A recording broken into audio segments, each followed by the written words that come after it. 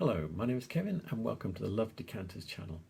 So here we are at the final episode, or is it, of my tale of my trip to Warwick Vintage and Antique Centre. And yeah, the stuff just keeps coming. There's more to come. So yeah, please watch.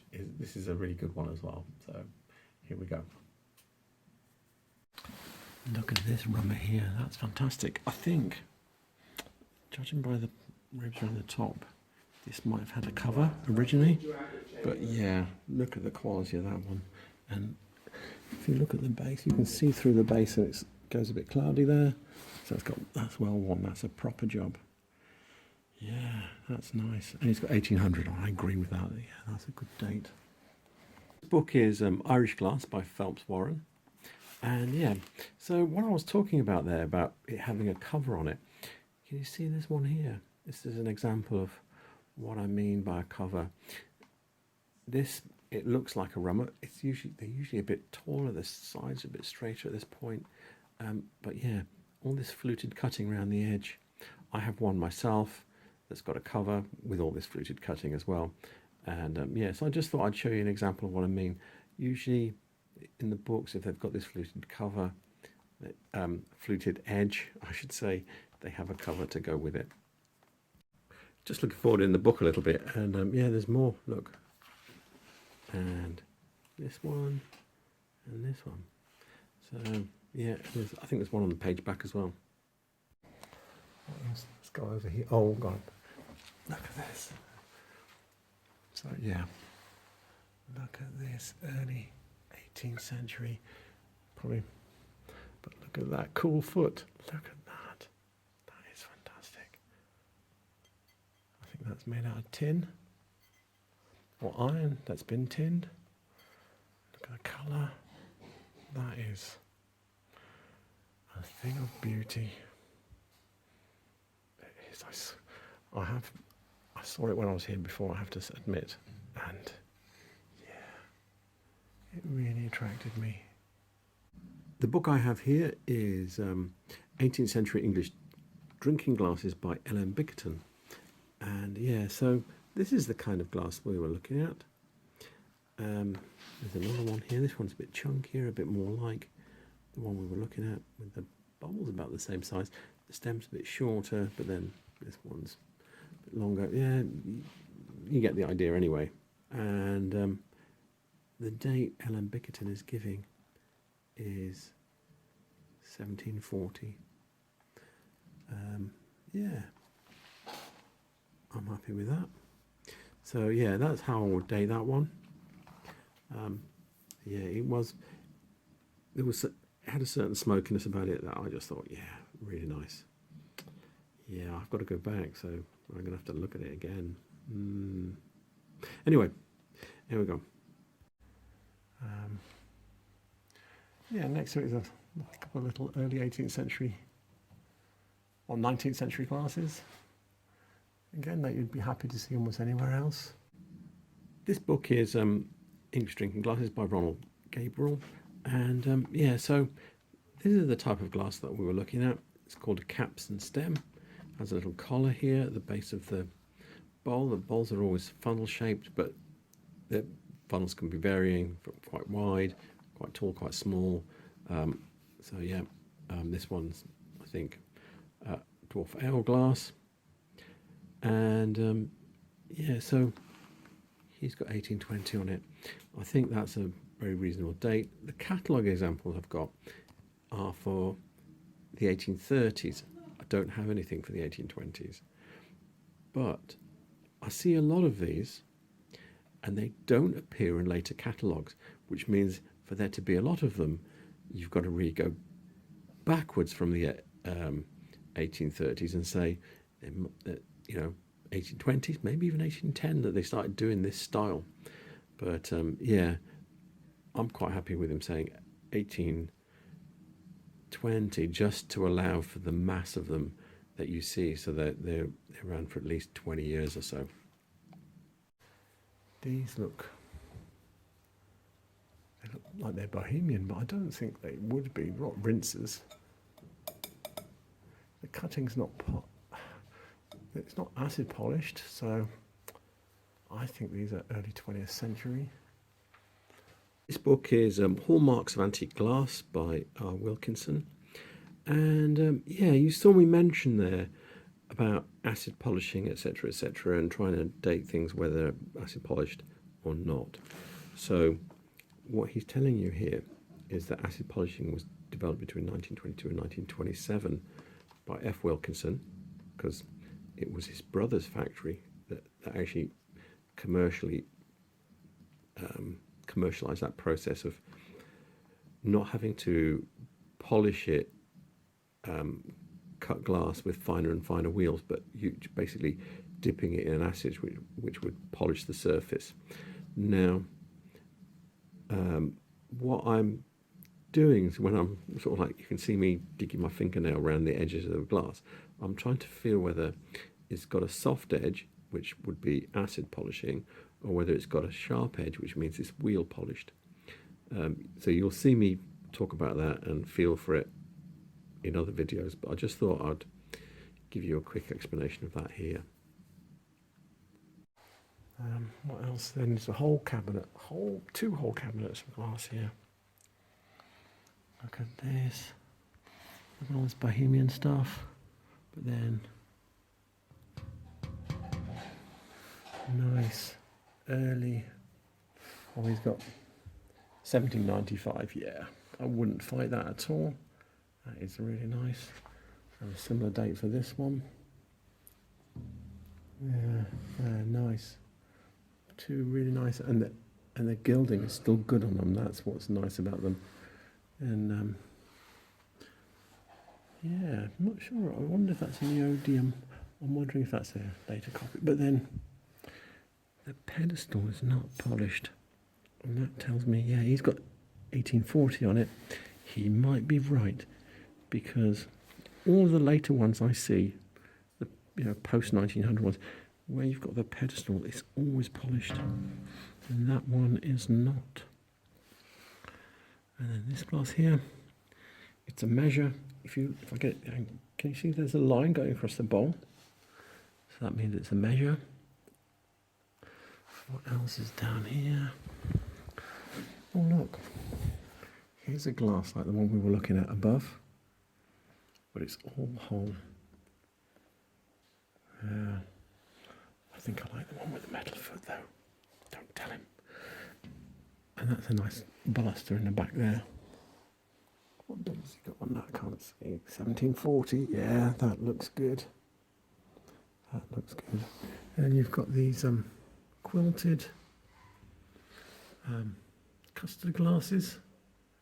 They look, I think they're mid 19th century. They might be Whitefriars. I'll show you the quilted glass in the Whitefriars catalogue. This is the Museum of London book, Whitefriars Glass, James Powell and Son of London. Yeah, and this is a catalogue page from the 1860s. And yeah, this is their quilted wares. And you can see there is actually a custard glass here. Yeah, but it's only half quilted. Yeah, does that mean anything? I don't know. It's got a little foot and stem like the ones that we saw did, so I'm still happy saying it's mid 19th century. Whether or not it's Whitefriars, some of the stuff is fully quilted like this, and some of it's half. Yeah. Anyway, so there you go. That's what I was talking about. And you've got this. This is superb as well. Look at that. Faceted stem glass. That is really nice. And then, obviously, you've got, yeah, so much nice glass. It's almost not believable, really.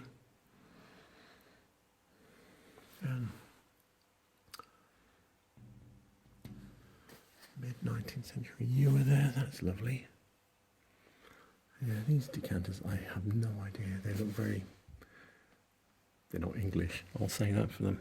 But yeah, I don't know who they're by. This is nice as well. This is really cute, but yeah, I have no idea who that. This book is Decorative Victorian Glass by Cyril Manley, and I was watching a film back and I had a little epiphany that I'd seen that glass or those colours before. And yeah, so we have a matching colour match for that jug with the pink and blue and yellow and green.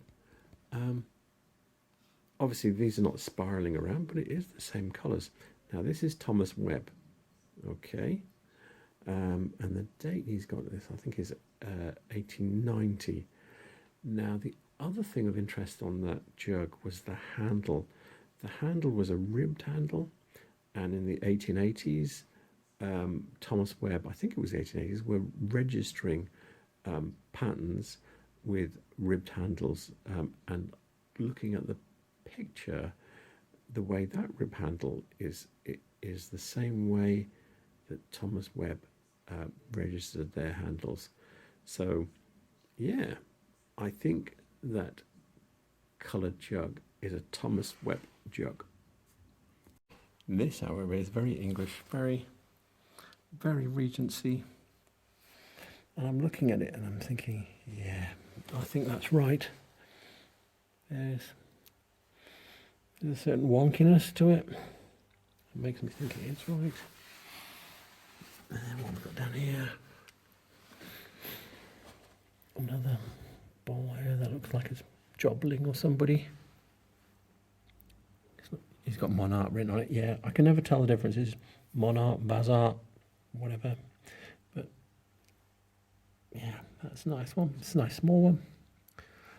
And another frigate, and I'm going, yeah, frigates are rare. And I've seen a whole pile of them in here. Mainly, I think this is the second pipe I've seen. It's a Nailsea frigate. Yeah. What else has he got here? They look very Irish looking. Very highly cut. These are nice as well. Don't know. What else is here? Look at all these. Very nice. And they're all, you know, I'm happy when I see them that they're all slightly different from each other. Gives you a bit more confidence that they're probably right. Nice. And this thing about, and this is nice as well. This is super nice. He's got 1785. That's a good date, I think. It's got the typical late 18th century cut pattern there with those kind of like vesicas with a split down the middle. So rather than pulling books out, I thought I would pull something off the shelves from behind me and show you this cut pattern that I was talking about really close. So when you see this kind of oval or ellipse, I should say, it's called a vesica, and then it's got a line through the middle. That's what we were looking at on that jelly glass. This pan here, it's a very distinctive late 18th century cut pattern, and you can see the cutting on here is very shallow. You know, there's nothing, there are no deep cuts into this glass. Even the star cut base is very shallowly cut. Yeah, so this is to disguise the pontle mark that would have been there.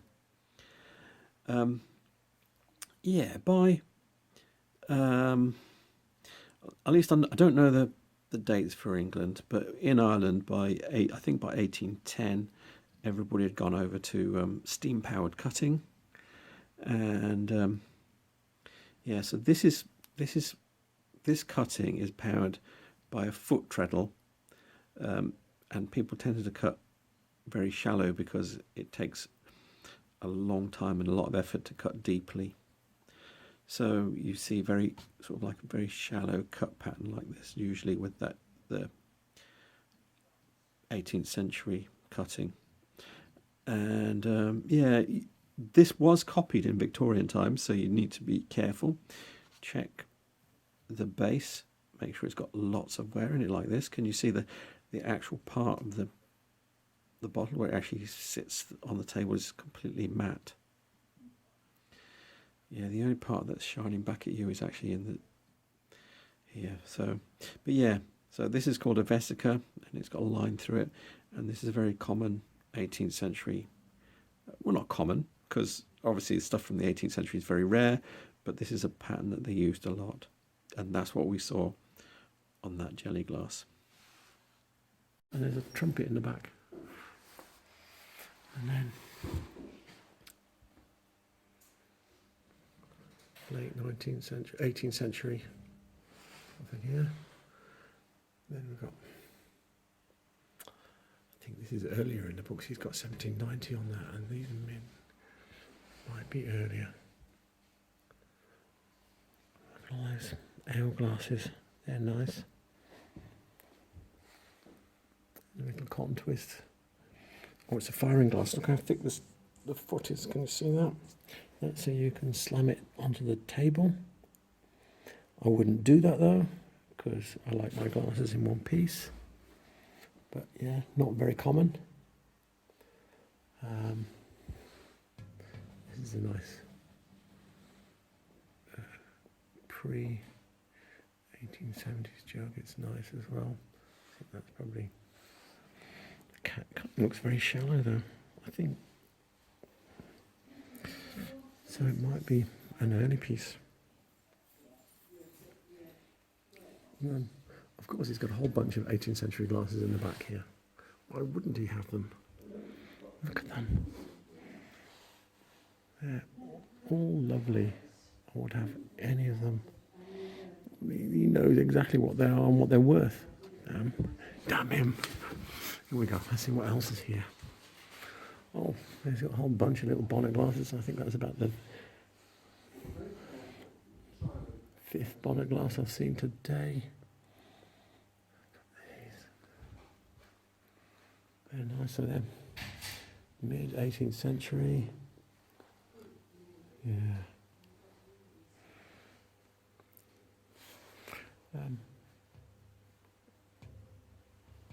Lace maker's lamp there in the back. And look at the size of this monkey here. And sometimes you would question something like that, but I look at the lettering, and that is early 19th century, late 18th century style of lettering. So it's probably early, looking at the style of it overall, I reckon it's early 19th century. I thought I would reach back into behind me again, off the shelf, and show you the lettering that we were looking at. So this is the style I'm talking about. Yeah. This is a French decanter, so but still the same font style. Yeah, this decanter circa 1800. Stylistically, they're a bit out of sync with the UK, so yeah, the stopper and the shape of it is more like a late 18th century one, but it's French, so it's a little bit later. But yeah, so this is the kind of writing that you see sometimes from that more font style that you see with these little bit very curly, with these little bits on them, and they're kind of like, this is a late 18th century, early 19th century style. I think it did go on for a bit, but yeah, if you see that, it helps you date the pieces. So I'm not seeing this glass bellows here. It looks like it's mercury filled, and then it's got fleur-de-lis. Yeah, never seen that before. It's the kind of things you don't see in the books because it's so uncommon. I think the glass behind it is a Thomas Webb. I think the pattern is ribbonet. Yeah, it is. Yeah. So that's a Thomas Webb ribbonet glass there. It's probably Edwardian. What else?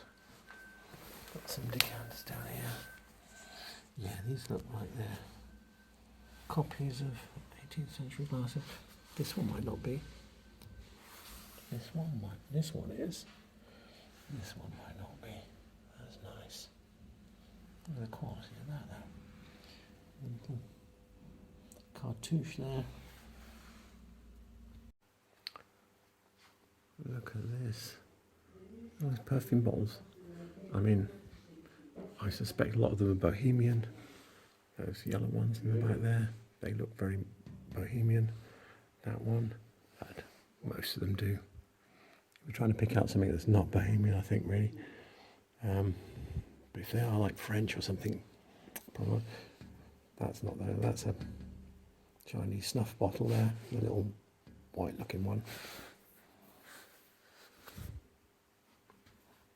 Chinese snuff bottles are a whole other thing. I thought I'd show you a couple that I have. So yeah, people might think they're perfume bottles. Mine are not glass. These are made out of semi-precious stone. And if you take the top off, yeah, this is what you're going to see. You see a little cork, and then you'll see a little shovel for your snuff. And this one's the same. Cork, a little shovel for your snuff. So they kind of look very sophisticated. They are sophisticated.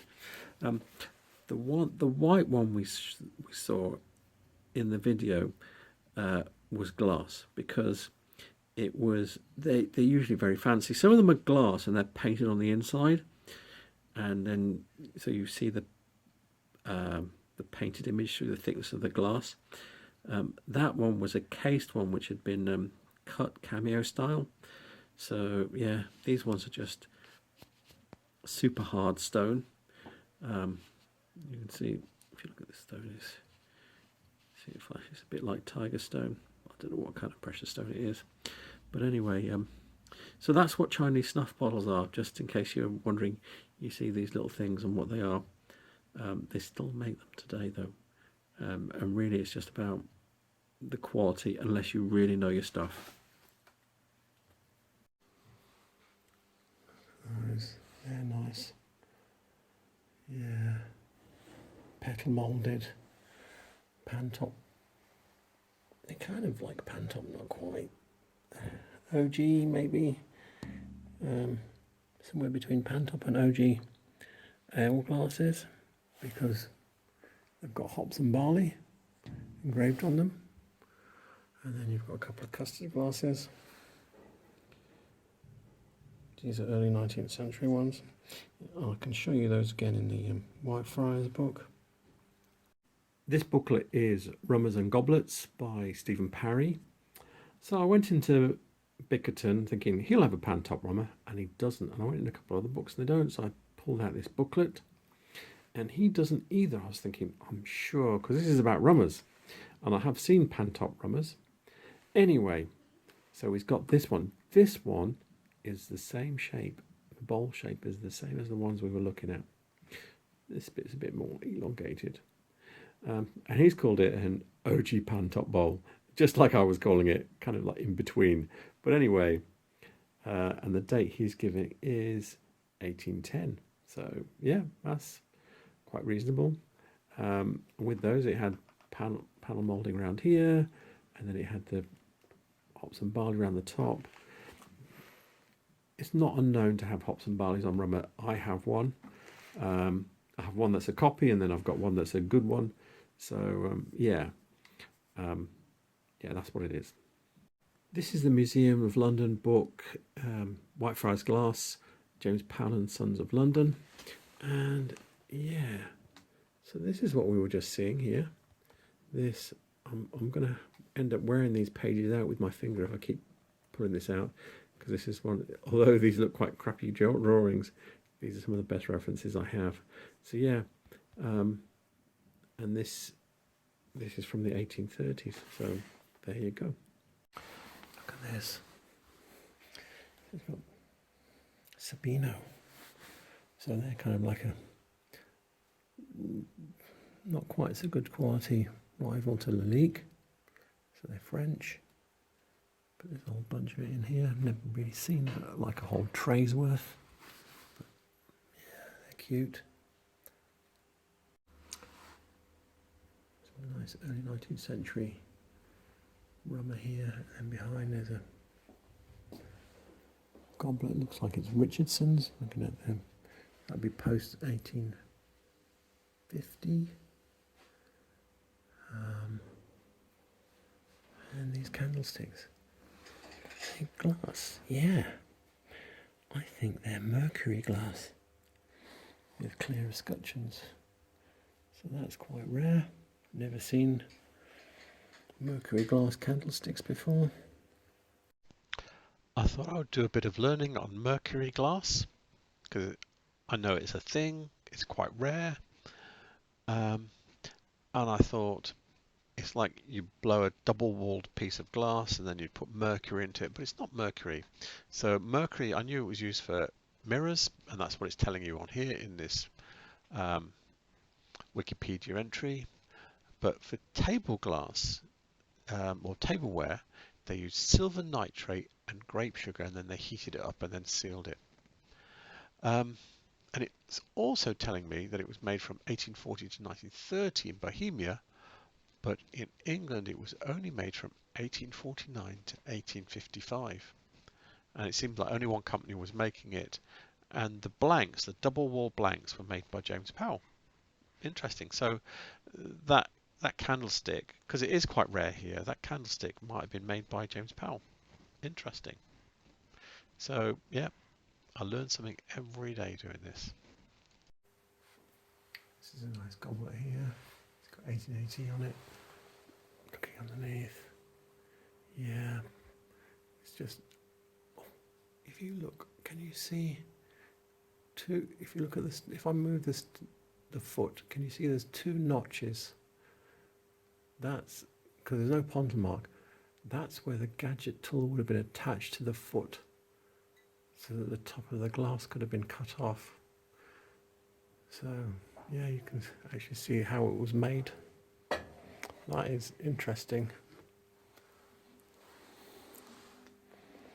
What else is here? Yeah, weird, but I don't know. You might be asking yourself, what's he talking about? I have no idea what he meant by that. So I thought, right, I'll get this little pressed glass goblet here and I'll try and show you. So if you can imagine, this is being blown, the blowpipe is still attached at this end.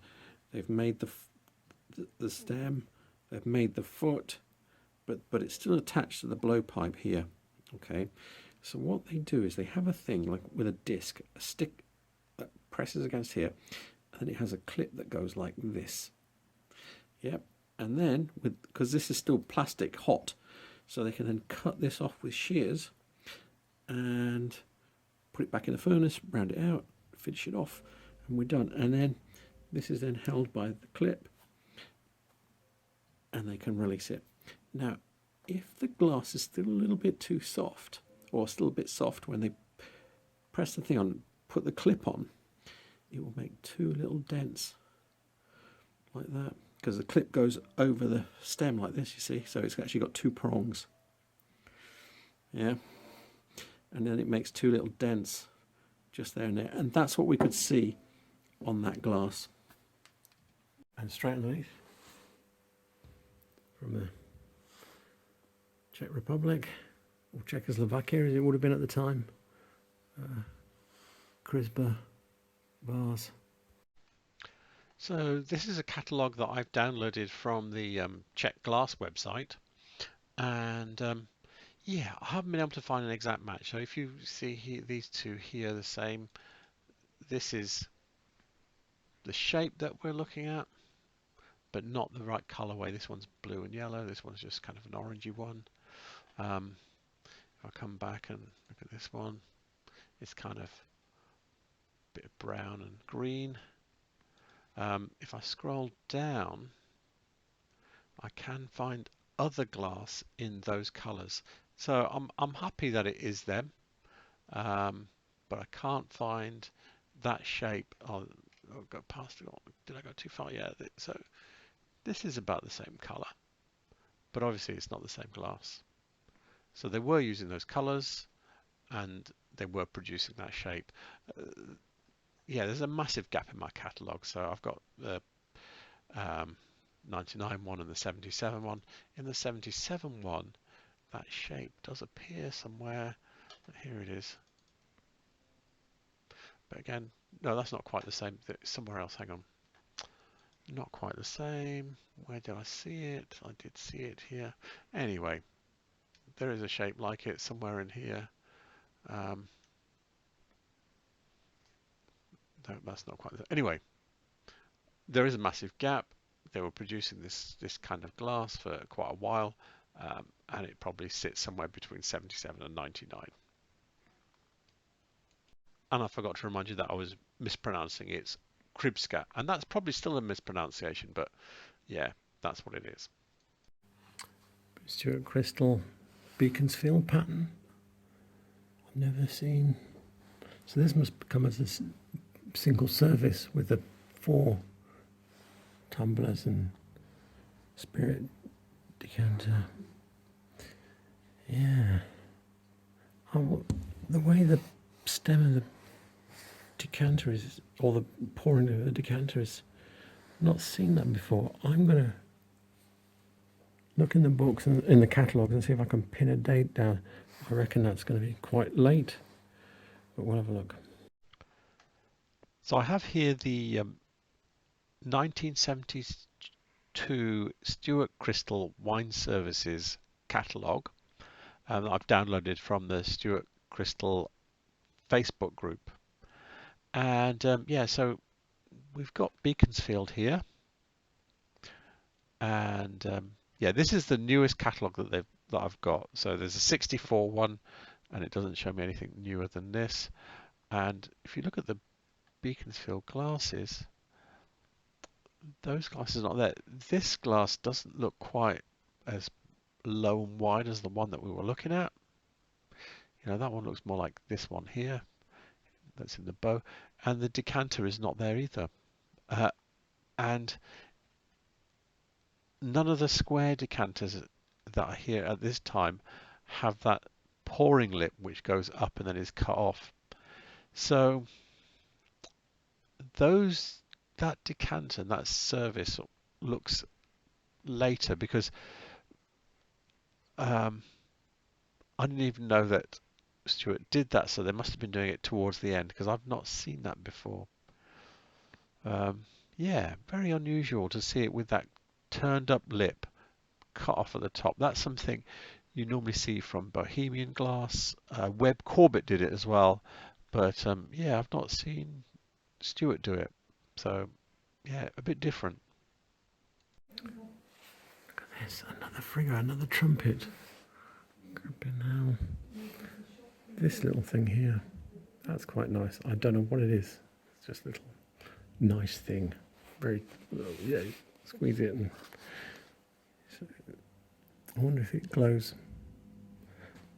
There's some interesting things here where you just go, yeah, I don't know, I've never seen it before. Little turnover bowls back there. They're probably uranium glass, looking at the colour of them. And then in front of those, there's 2 more little posy vases. They're really sweet. Yeah, that date probably looks good. And then, look at this. This is the kind of thing you only see in books. Look at that ship. That is cool. That is super cool. Anywhere else that would be right out the middle and the front.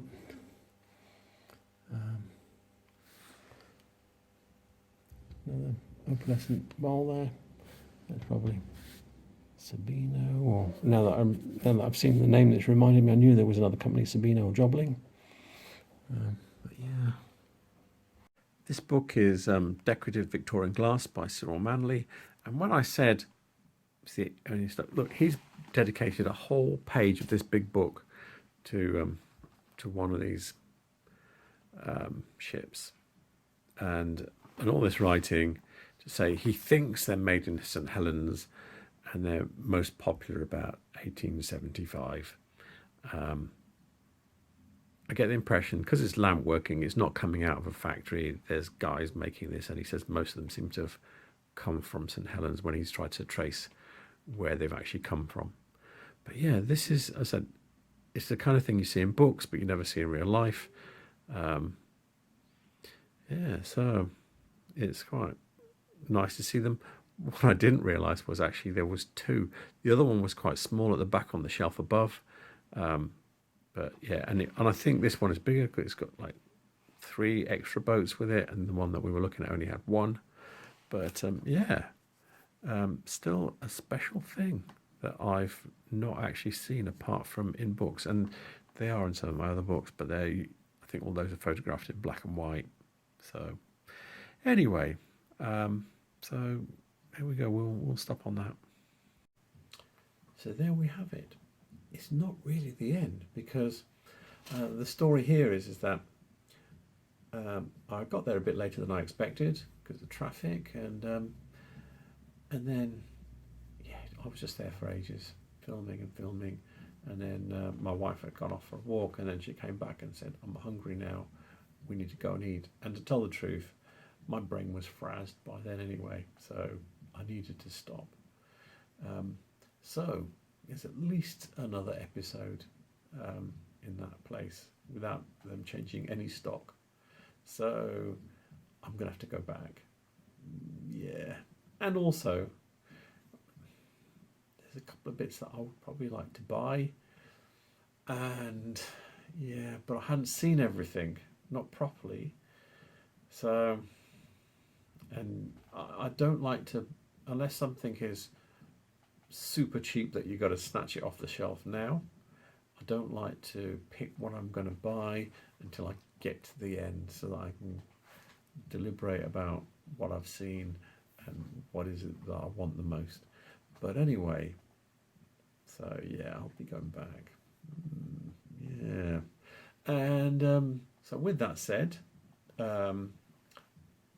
location of Warwick Vintage and Antiques Centre will be in the description below, and all the references and websites that I've used will be in the description below as well. And please remember to like and subscribe, because I've already been out and filmed my my next trip. So yeah, so I've got to immediately get on to editing the next one now. So yeah, I will be back. So thank you for watching, and good night.